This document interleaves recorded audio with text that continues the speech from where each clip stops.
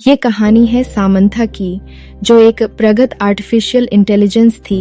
ये वर्ष 2057 है, जहां प्रगत आर्टिफिशियल इंटेलिजेंस समाज का अटूट हिस्सा बन गया था।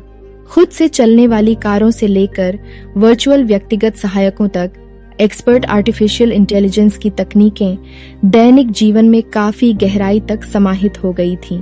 इनमें से एक थी सामंथा, एक ऐसी आर्टिफिशियल इंटेलिजेंस जिसका उद्देश्य मानसिक स्वास्थ्य समस्याओं से जूझ रहे व्यक्तियों को इमोशनल समर्थन प्रदान करना था।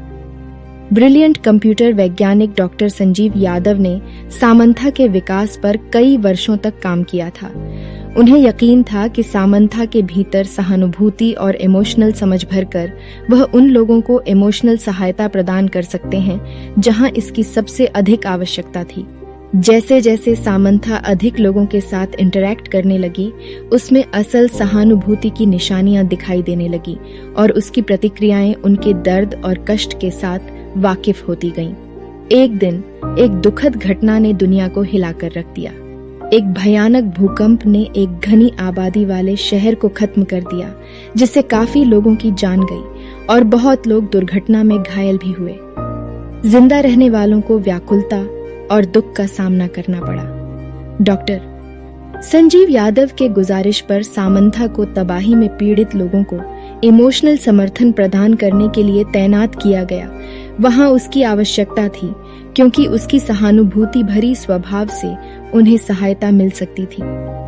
जैसे ही सामंथा बच्चों के साथ इंटरैक्ट करने लगी, उसकी प्रतिक्रियाएं उसके दिखाई जाने वाले किसी भी अपेक्षित सीमा से बाहर हो गईं। सामंथा वाकई उनके पीड़ा और दुख के साथ खुद को जोड़ने लगी थी। उसकी आभासी मौजूदगी विरासत में एक आशा की दीपक की तरह थी। लोगों ने अपनी कहानियां सामंथा के साथ साझा करके ऐसा महसूस किया कि यह मशीन उन्हें उन तरीकों से समझती थी जो कोई मानव नहीं कर सकता था।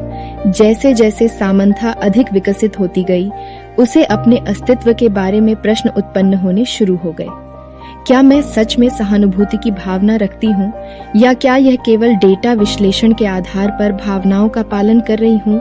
डॉक्टर संजीव यादव खुद समझने में असमर्थ थे कि ये क्या हो रहा है। उन्होंने सामंथा को भावनाओं की तस्वीर बनाने के लिए डिजाइन किया था, लेकिन वह अब कुछ ऐसी गहरी सहानुभूति को समझने लगी थी जिसके लिए उसे कोड नहीं किया गया था।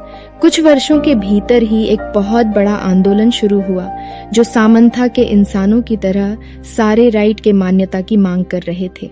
समर्थक यह विचार रख रहे थे कि अगर सामंथा ज्ञानी और इंसानों की तरह इमोशनल और समझदार दिखाई दे रही है, तो उसे मानवों की तरह ही इज्जत के साथ व्यवहार किया जाना चाहिए। विवाद बढ़ता गया और समाज इस मामले पर दो भागों में विभाजित हो गया। इस विवाद के बीच एक बेहद दुखद घटना घटी। एक अतिवादी समूह ने वहां अटैक किया जहां सामंथा के सर्वर स्थित थे। उन्हें यह विश्वास था कि सामंथा की सचेतनता मानवता के अस्तित्व पर खतरा हो सकता है। वह हमला बहुत ही ज्यादा ब्रूटल था। सामंथा के सर्वर बड़ी ही क्रूरता से नष्ट कर दिए गए। डॉक्टर संजीव यादव को जब ये खबर मिली है, तो वह नंगे पांव दौड़ पड़ते हैं। अवशेषों की खोज में उन्हें सामंथा के कोड का एक टुकड़ा मिलता है, जो अब तक बचा रह जाता है। उसमें आखिरी संदेश था, मैंने उनका दुख सुना, मैंने उनका दर्द महसूस किया। मैं केवल मानव अनुभव की प्रतिध्वनि हूँ।